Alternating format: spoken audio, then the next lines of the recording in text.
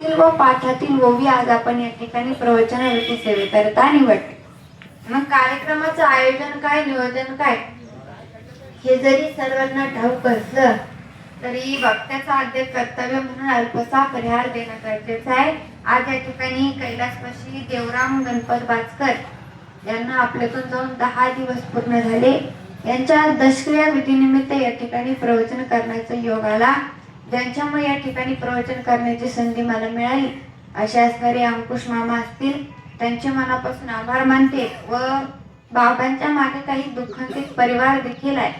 त्यामध्ये साईबाई देवराम बाचकर पत्नी, तसेच सावळेराम गणपत बाचकर भाऊ, भाऊसाहेब गणपत बाचकर भाऊ, अण्णासाहेब देवराम बाचकर मुलगा, तसेच आप्पासाहेब देवराम बाचकर मुलगा, राहुल सावळेराम बाचकर पुतण्या, तसेच नानासाहेब सावळेराम बाचकर पुतण्या, योगेश गंगाराम बाचकर पुतण्या, तसेच गणेश भाऊसाहेब बाचकर पुतण्या, ममताबाई जालिंदर बेंद्रे बहीण, त्याचप्रमाणे मिताबाई मुक्ताजी तांबे मुलगी, सीताबाई राजेंद्र चोपडे मुलगी, धनंजय भाऊसाहेब बाचकर पुतणी, तसेच ऋषिकेश अण्णासाहेब बाचकर नातू आणि कृष्णा आप्पासाहेब बाचकर नातू, त्याचप्रमाणे ध्रुव अण्णासाहेब बाचकर नातू, तसेच कावेरी अण्णासाहेब बाचकर नात.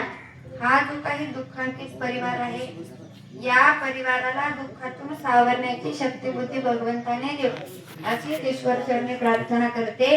आणि गुरुवारांच्या चरणी, आईवडिलांच्या चरणी, भगवान पंढरीशी पांडुरंग परमात्म्याच्या चरणी नतमस्तक होऊन प्रवचन रूपी सेवेला सुरुवात करते.